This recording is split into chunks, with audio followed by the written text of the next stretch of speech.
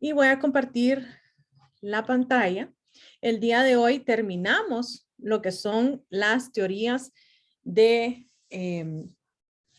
intervención.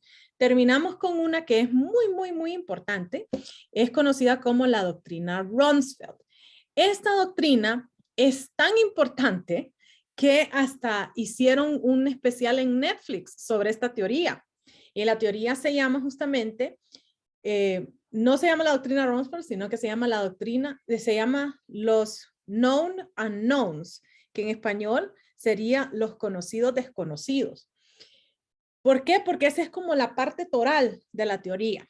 La doctrina Rumsfeld se desarrolló en el 2001, literalmente días después de los ataques terroristas que fueron en Estados Unidos, donde sufrieron 4 atentados.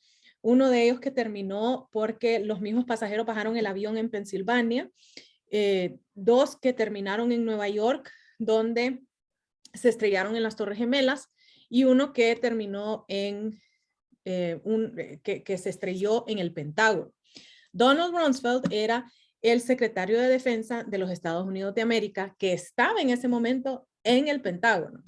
Y él ayudó justamente a evacuar muchas personas que estaban en el Pentágono en ese momento. Entonces hay imágenes de él en vivo saliendo de su oficina y empezando a sacar gente, o sea, en sillas, en mesas, en lo que podían encontrar.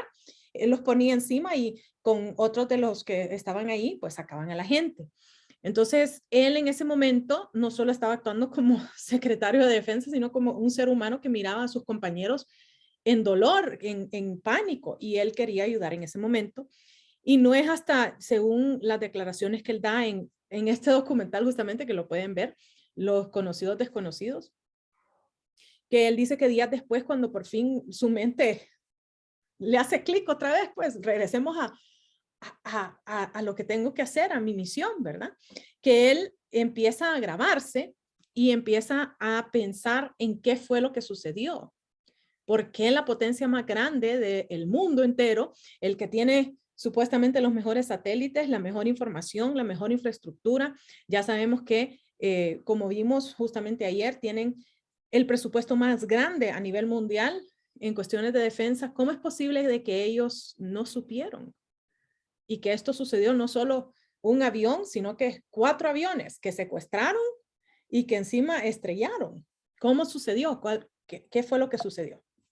Entonces, mientras él está pensando esto, reaccionando justamente a lo que se conoce como el 9/11 a nivel mundial, él dice, nuestro problema fue que no conseguimos información.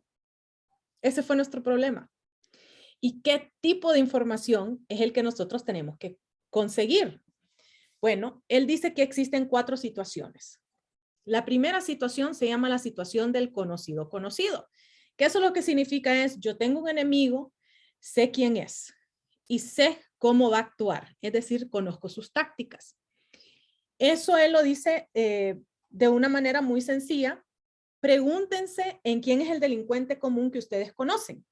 No Juan Pérez, sino que, ejemplo para nosotros los hondureños, las maras y pandillas, nosotros sabemos que está la 18, sabemos que está la mara, vamos a ver, la salvatrucha y la 18, esas son las 2 grandes maras que tenemos, y sabemos cómo actúan, sabemos cuál es su modus operandi, y si nosotros como ciudadanos comunes lo sabemos, pues los miembros de la policía y de la información que nosotros tenemos tienen que saber cuáles son esas tácticas que ellos utilizan. Utilizan el narcotráfico, muchos dicen el narcotráfico los utiliza ellos, otros dicen que ellos utilizan el narcotráfico, pero hay un vínculo ahí, vínculo claro.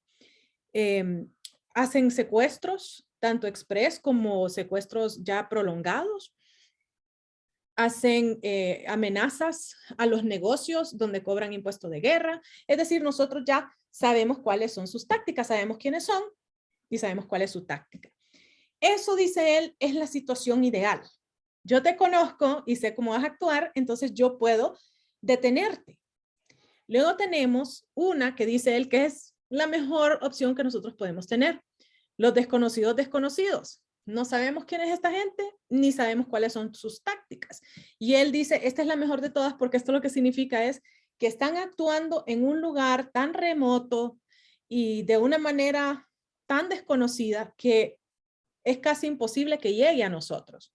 Entonces, en cuestiones de Honduras, sería pensar en alguna tribu que nosotros tengamos, quizás los indios de la montaña La Flor, que tengan ellos algún enemigo, algún delincuente interno de ellos, que hagan alguna fechoría, que sepan ellos dentro de su propia población cómo es que ellos actúan, pero el resto de los hondureños lo desconocemos. No sabemos quiénes son, no sabemos cuáles son las tácticas que utilizan, porque en realidad no son una amenaza mayor para Honduras. Entonces, estos serían los desconocidos desconocidos. Luego tenemos los desconocidos conocidos. No sé quién es, pero sí sé cómo actúa. Esto funciona bastante cuando nosotros vemos que se desprenden de ciertos grupos criminales y se empiezan a formar otros grupos criminales. Yo ya sé cómo funcionan las maras y puede existir un burbujeo o una nueva mara que se cree en Honduras, pues yo ya sé cuál va a ser su modus operandi. Entonces, sé detenerlos. Puede ser que se cree una nueva mara y entonces nosotros vamos a saber que esta nueva mara, no sé, la mara de... no sé, los matones, vaya, la mara de los matones, pues quizás ellos se formen y nosotros pues ya sabemos cómo manejar o cómo por lo menos evitar que esas maras lleguen a un mal mayor. Entonces, eso es lo que tratamos de hacer con esos desconocidos conocidos. No sé exactamente quién es mi enemigo, pero sí sé cómo funciona ese grupo delictivo, esas maras. Y luego, dice él, tenemos la más difícil de todas, justamente la que sucedió en Estados Unidos en el 9/11, y justamente el nombre del documental, que es Los conocidos desconocidos. Y esos conocidos desconocidos, nos dice él, nosotros sabemos quiénes son nuestros enemigos, pero ni siquiera nos imaginamos qué es lo que ellos van a hacer en contra de nosotros. Miren qué difícil esa teoría. Sabemos quién es el enemigo, pero no sabemos qué es lo que va a hacer en contra de nosotros. ¿Y por qué él dice muy acertadamente que esta es justamente la situación que ellos vivieron en el 9/11? Porque Bin Laden era conocido para los Estados Unidos. Incluso Bin Laden había sido entrenado hasta cierto punto por los Estados Unidos para luchar en contra de la Unión Soviética durante la Guerra Fría. ¿Luchar dónde? Luchar en Afganistán, que es de donde él realmente tenía sus seguidores políticos. Él no nació ahí, él no era ciudadano de Afganistán, pero él ahí tenía a sus seguidores. Entonces, Estados Unidos hasta cierto punto entrenó a Bin Laden y hasta cierto punto armó, le dio armas y le dio balas y le dio municiones a Bin Laden. Ellos conocían a esta persona, ellos sabían cómo actuaba, inclusive ellos tenían conocimiento que ellos actuaban en ciertos momentos con el presidente de Irak, que era Saddam Hussein. Y ellos lo sabían justamente por una guerra que ellos habían tenido, que era la guerra del desierto.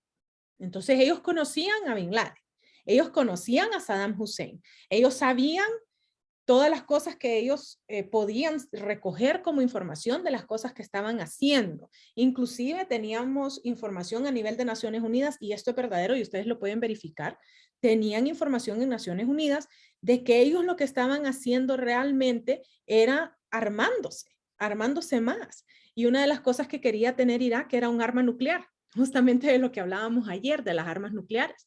Irak quería tener su arma nuclear y estaba sancionado por Naciones Unidas por tener armas que no debería tener, justamente después de la guerra del desierto. Entonces eso era lo que sabíamos, pero nunca jamás de los jamases, pensamos que ellos tenían campos en donde ellos entrenaban a civiles. O sea, nosotros sabíamos que ellos tenían, o sea, personas dentro de sus fuerzas armadas, y además sabíamos que tenían delincuentes, pero nunca nos imaginamos que ellos tenían civiles. O sea, y cuando yo les digo civiles, les digo literalmente una persona de la calle que escuchó el mensaje que ellos tenían y dijo, sí, me gusta este mensaje, me voy a unir a vos.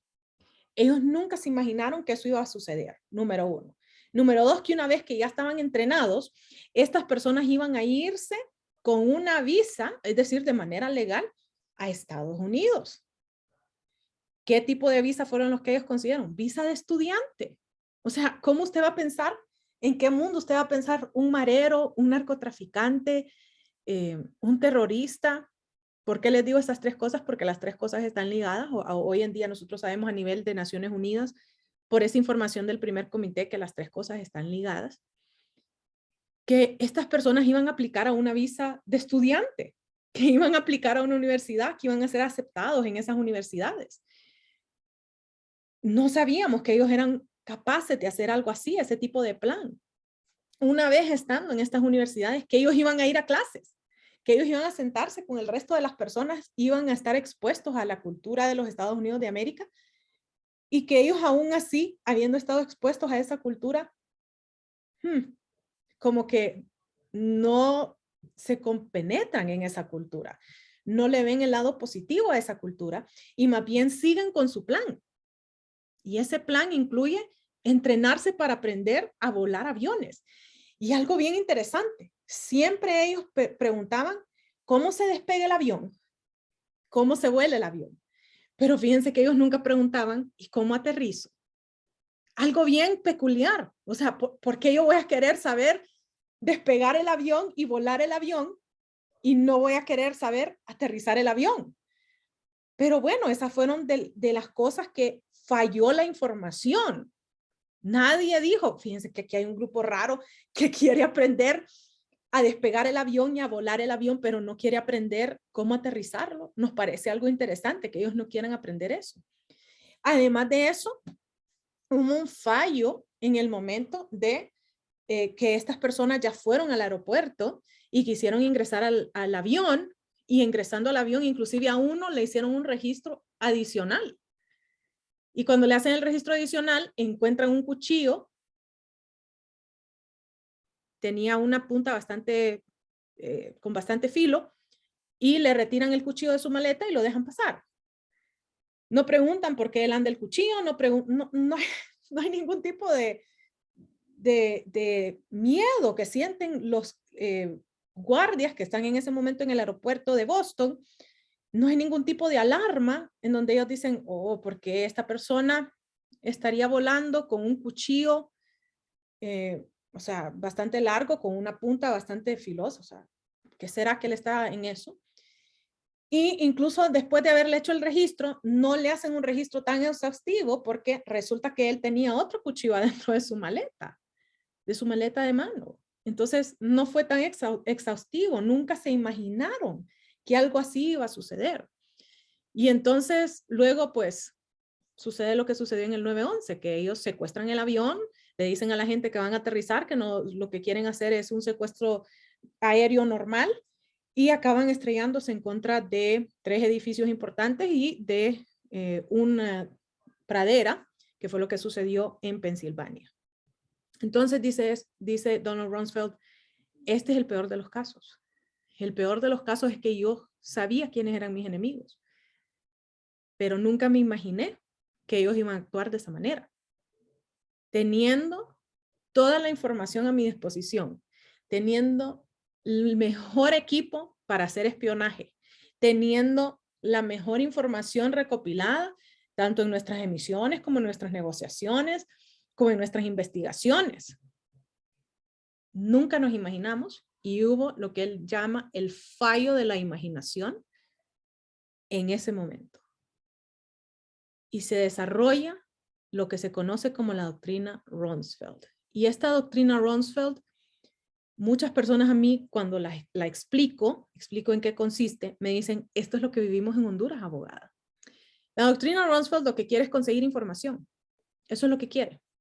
Yo necesito conseguir información. Mi meta es conseguir información.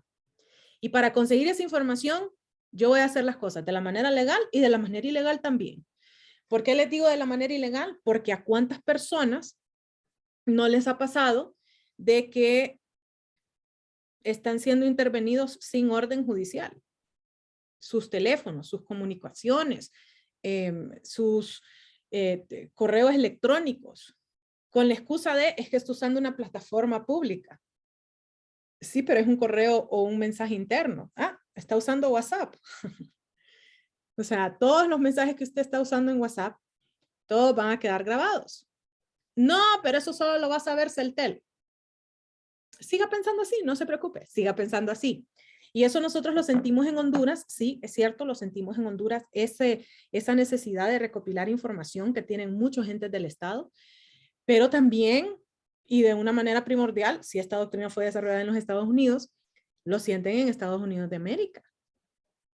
Ahora usted habla con las personas y la mayoría de ellos le dicen, yo mi teléfono celular ni siquiera lo meto a mi casa, lo dejo en una cómoda que tengo en el garaje, porque no me gusta que escuchen mis pláticas personales.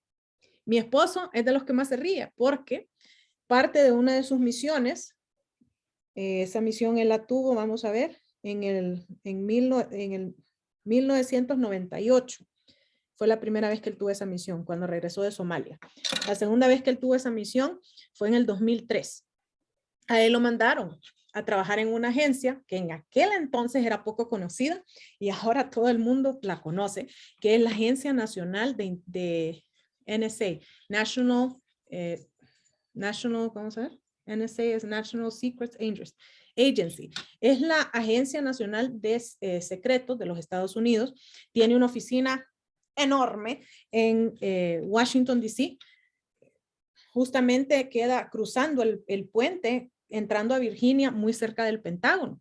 Y él me dice a mí, no, mi amor, ellos te han grabado las conversaciones por teléfono, ellos te han grabado tu WhatsApp, ellos te han grabado todos tus correos electrónicos, todos los tweets que has mandado, el Instagram, todo está almacenado.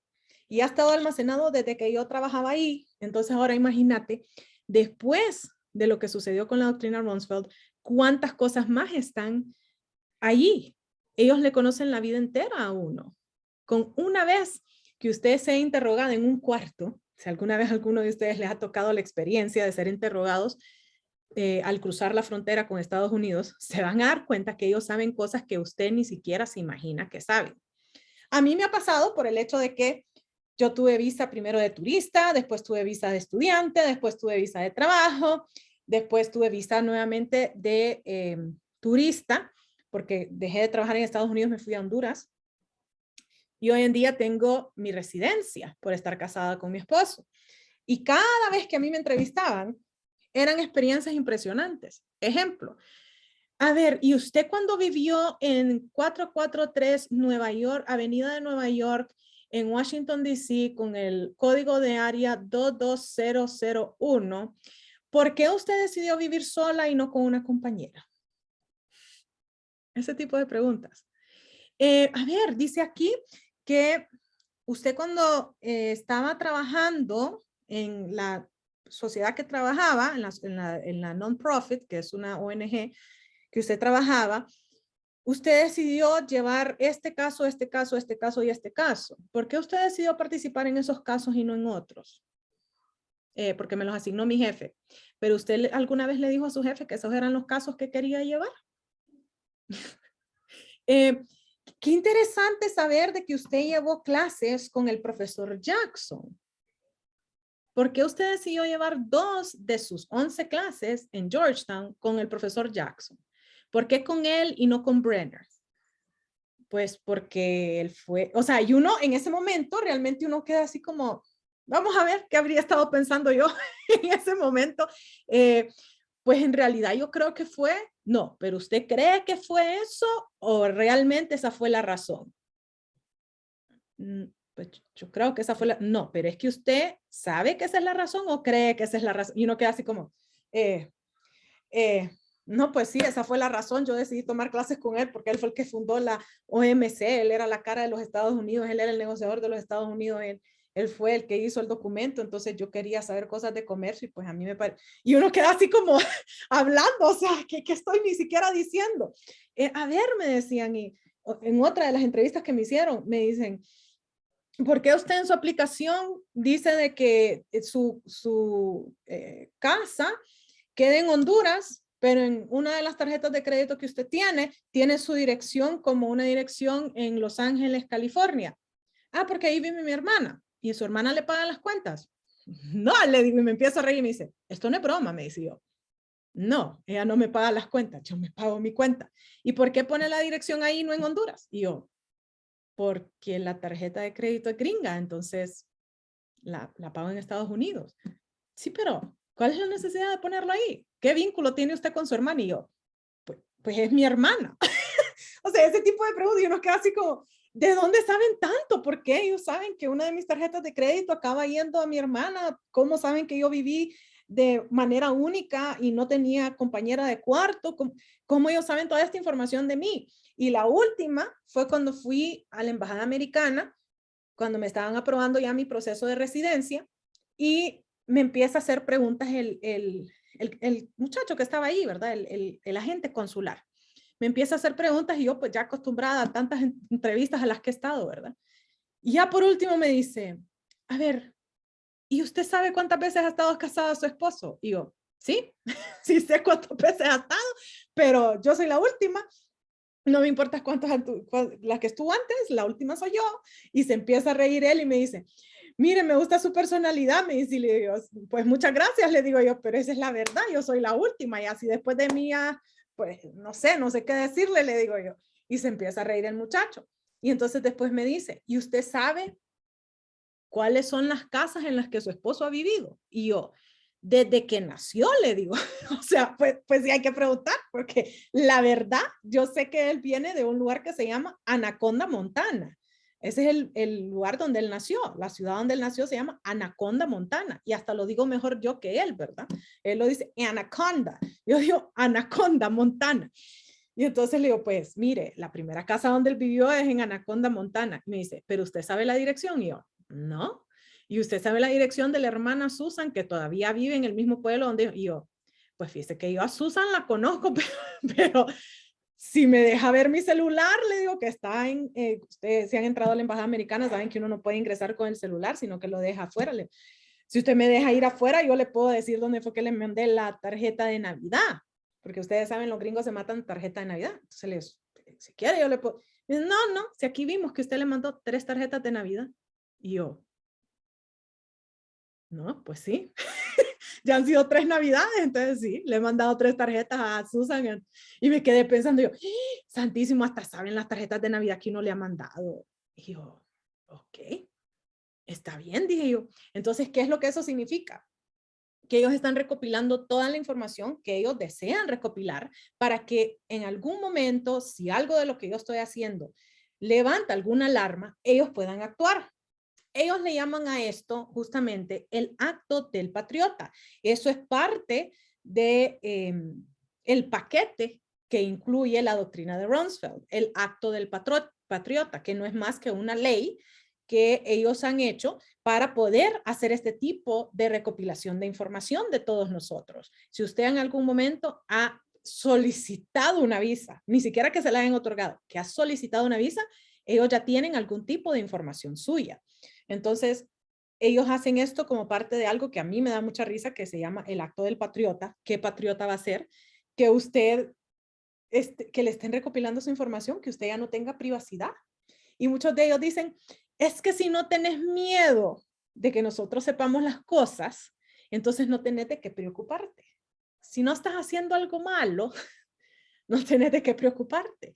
Y mi pregunta como abogada, como alguien que está metida en derechos humanos es, ¿y quién decide qué es lo equivocado que yo voy a hacer? O sea, pónganse a pensar, nosotros usualmente decimos, pues lo equivocado que yo voy a hacer es ir y comprar un arma de alto calibre y empezar a hacer planes de qué hacer con esa arma. O sea, eso es lo que uno pensaría, pero ya si empezamos a meter la política en eso, ¿qué de lo que yo hago sería negativo?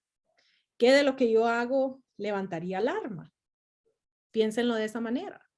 Entonces es bien interesante todo lo que engloba la teoría la teoría de intervención de la doctrina de Rumsfeld, porque en realidad lo que significa es una erosión de nuestros derechos humanos.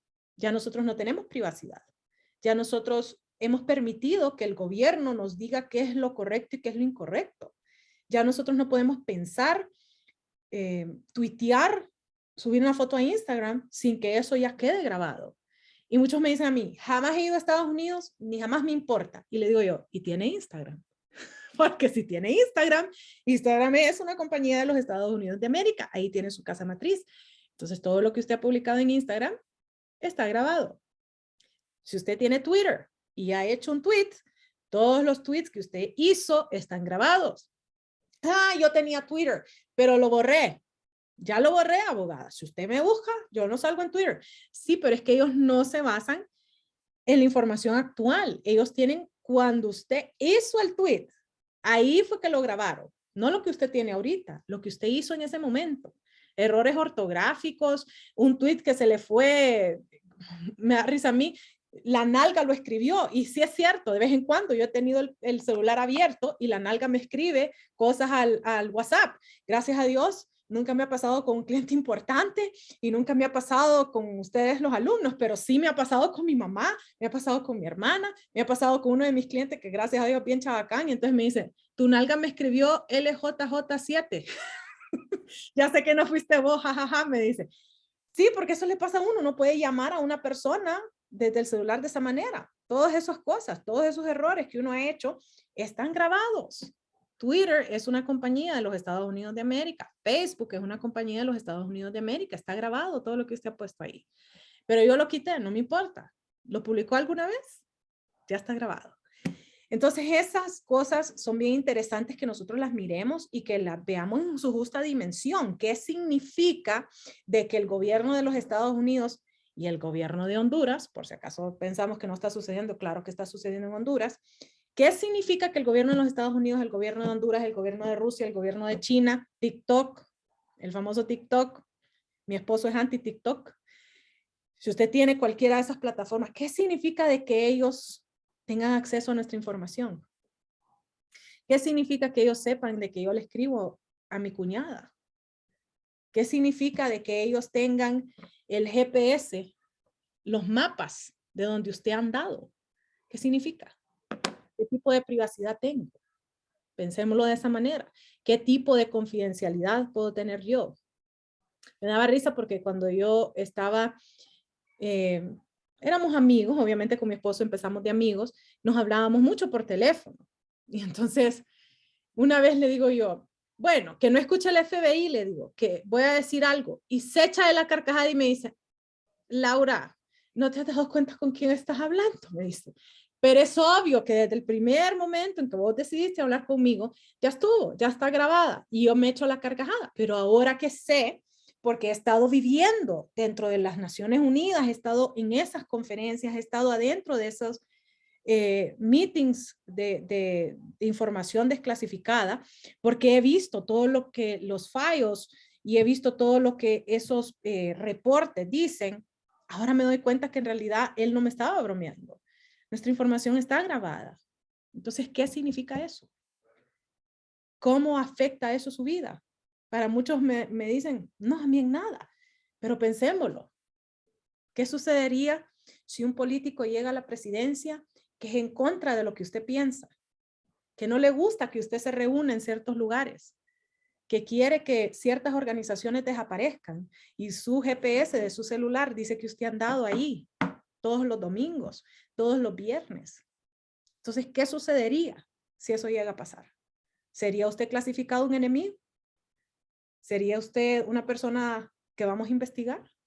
Entonces, estas son preguntas que nos hacemos, son cosas que en Honduras muchos de mis alumnos me dicen, esto lo estamos viviendo. El gobierno sabe todo de nosotros, sabe nuestras cuentas bancarias, sabe nuestros teléfonos celulares, sabe todo lo que escribimos en todas las plataformas. Ya lo estamos viviendo en Honduras. Tenemos agentes que recopilan información, eso es lo que ellos hacen. Y muchos de nosotros decimos, es necesario para tener seguridad, es necesario para combatir el narcotráfico, para combatir las maras, para combatir las pandillas. Y muchos de nosotros decimos quizás lo sea, pero para eso tenemos un proceso judicial para poder ser intervenidos. No es que vamos a recolectar la información de todos, es que vamos a recolectar la información en contra de esos enemigos. Y sabemos que son enemigos. Sabemos que son narcotraficantes, entonces vamos a buscar la información de ellos y un juez que sería neutral en este caso va a emitir esa orden de que puede ser intervenido su celular, de que puede ser intervenido su Facebook, de que se pueden usar todas esas informaciones en su contra. No es que vamos a ir en el mundo, recopilar toda la información y decir, oh, aquí medio que me suena a que la abogada Miranda está haciendo cosas que no debe. Entonces vamos a empezar a investigar. Entonces están esos dos puntos de vista, el punto de vista de lo necesitamos para seguridad y el punto de vista de Bueno, pero para eso nosotros tenemos los procesos legales necesarios para intervenir a las personas. Entonces, esa es la doctrina de Rumsfeld. Muchos estados ahora han adoptado esta doctrina de Rumsfeld. Estados Unidos no es el único que tiene la doctrina de Rumsfeld. Rusia la tiene, China la tiene, la hacen de muchas dimensiones, algunas más intrusivas que otras. Pero la verdad del asunto es que nosotros ya no, o como dice uno de mis amigas, me dice, Laura, gracias a Dios que vos y yo nos graduamos en el 2001 de la escuela, porque todas las cosas que nosotros hacíamos no quedaron grabadas en ningún lugar, me dice. Y yo no es que hacía cosas muy, muy malas, se los digo en serio. Una de las cosas que hicimos, por ejemplo, cuando éramos adolescentes y estábamos en 12º grado, éramos los reyes de la escuela, es que no queríamos ir a clase, entonces enterramos huevos duros afuera de la clase y todo el edificio empezó a apestar y entonces no pudimos tener clases ese día. ¿Sí? Cosas que uno hace de adolescente. No estoy diciendo que yo estaba actuando como terrorista, eso no significa que yo tengo tendencias, pero esa es una de las cosas que hicimos. Esa es una de las locuras que uno hace cuando uno es joven. Entonces me dice mi amiga, gracias a Dios que nada de eso quedó grabado. Gracias a Dios que varios de los compañeros que nosotros tenemos, que ahora son eminencias en el país, me dice, gracias a Dios que nadie se da cuenta que cuando estábamos en la escuela eran más bolos que el bolo de la esquina. ¿Por qué? Porque fue una fase que ellos vivieron en la adolescencia, en donde inclusive lo estaban haciendo de una manera ilegal, beber antes de los 21 años. Y con el tiempo pues, se fueron dando cuenta que el alcohol no era para ellos, que más bien ellos tenían que alejarse de esa vida, reformaron su vida y ahora son grandes empresarios, son grandes abogados, son grandes médicos. Tenemos varios que están corriendo para diputados y yo quedo así como, gracias a Dios que nadie sabe en lo que ellos andaban. Gracias a Dios, porque si no, ¿quién votaría por ellos? Entonces, ¿dónde quedó nuestra confidencialidad? ¿Dónde quedó nuestra privacidad? O como me dice uno de mis amigos a mí, ¿dónde quedó el derecho a cometer errores? Errores de los que uno aprende. Porque si usted mira ahora, la vida entera de la gente está publicada. ¿Se han fijado en eso? Ahora yo tengo una sobrina que está llorando y pataleando porque acaba de cumplir 12 años y la mamá le dijo, no, todavía usted no puede tener Facebook. Si quiere Facebook, puede verlo de mi Facebook, pero usted no puede tener Facebook propio. Está llorando y pataleando. Tiene 2 días de no hablarle a la mamá, porque la mamá es una ogra. Así me dijo, tía Laura, mi mamá es una ogra. Y yo, ok, mija, le digo, pero por algo lo está haciendo su mami. Entonces, ahora la vida de los muchachos está pública, inclusive siendo menores de edad, está publicada su vida. ¿Dónde está la privacidad de ellos? No sabemos. ¿Dónde está la confidencialidad de ellos? No sabemos. Si llega alguien a la presidencia o llega alguien a ser presidente del Poder Ejecutivo o del Poder Legislativo y piensa que lo que ellos están haciendo es incorrecto, ¿cómo vamos a reaccionar? ¿A quién vamos a acudir para salvarlos? ¿Qué tal si dicen, es que usted es la mala madre y le quitan los hijos? ¿Y cómo se ha visto que eso me... Porque en el Facebook su hijo tal cosa. O sea, todas estas preguntas que tenemos que hacernos, que antes no los teníamos que hacer porque no existía la doctrina Rumsfeld, porque no había sido solidificada la doctrina Rumsfeld, no había sido parte de un actuar consistente de políticas públicas y de leyes de recopilación de información. ¿Tienen preguntas sobre la doctrina Rumsfeld? ¿Dudas o aportes sobre la doctrina Rumsfeld?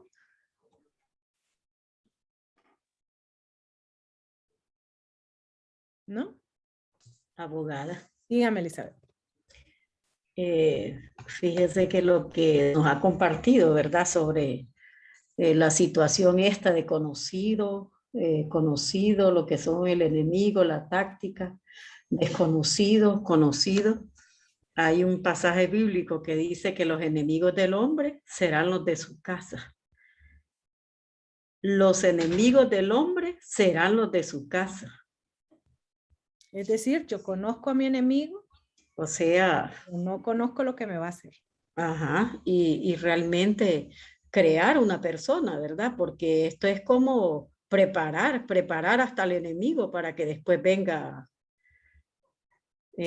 como se requiere, ¿verdad? Yo creo que todas estas investigaciones, todo esto que pasa de lo que usted decía, de esa erosión de los derechos humanos, ¿verdad? Donde ya se está tocando hasta lo más íntimo de la persona. Bueno, todas estas experiencias, estos acontecimientos que han marcado la historia abogada de manera tan cruel, pienso yo que eso es lo que viene a que las potencias pues tomen otro tipo de medida. Porque imagínense que por esa arma que esta persona llevaba, bueno, que también llevaba otra arma.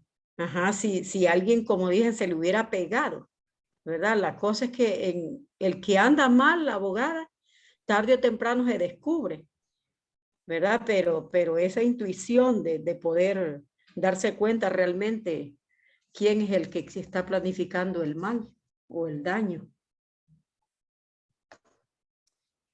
También tenemos un dicho muy famoso, cría cuervos. Y te sacarán los ojos. Y eso es algo que las potencias han tenido que vivir. Bin Laden es un cuervo y le sacó los ojos a Estados Unidos. Piénselo de esa manera. Ellos fueron los que lo entrenaron. Sí. Ellos criaron un cuervo y le sacó los ojos. Y eso no es la primera vez que le ha pasado a Estados Unidos, no es la primera vez que le ha pasado a Alemania, no es la primera vez que le ha pasado a Francia. Una de las historias muy impresionantes de Alemania es que cuando ¿A Francia Hitler, con quién ahora? ¿cómo dice? ¿A Francia con quién? Bueno, a Francia le ha pasado con varios de sus presidentes. Uno de los casos más famosos que ellos han tenido es justamente el presidente de la reserva bancaria de ellos, que ellos le pagaron toda la universidad, era un extranjero, por ahí empecé. Le pagaron toda su universidad, le pagaron su maestría, o sea, el gobierno por medio de un programa de ayuda a los extranjeros.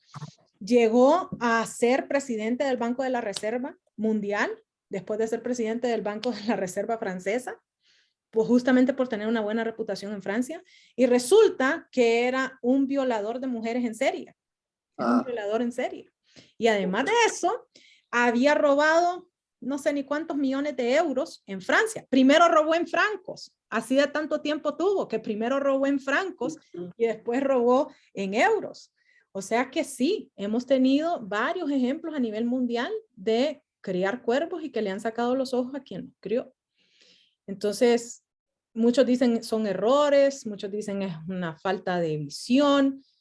Y la teoría del secretario Rumsfeld era, no, esto es una falla en la imaginación.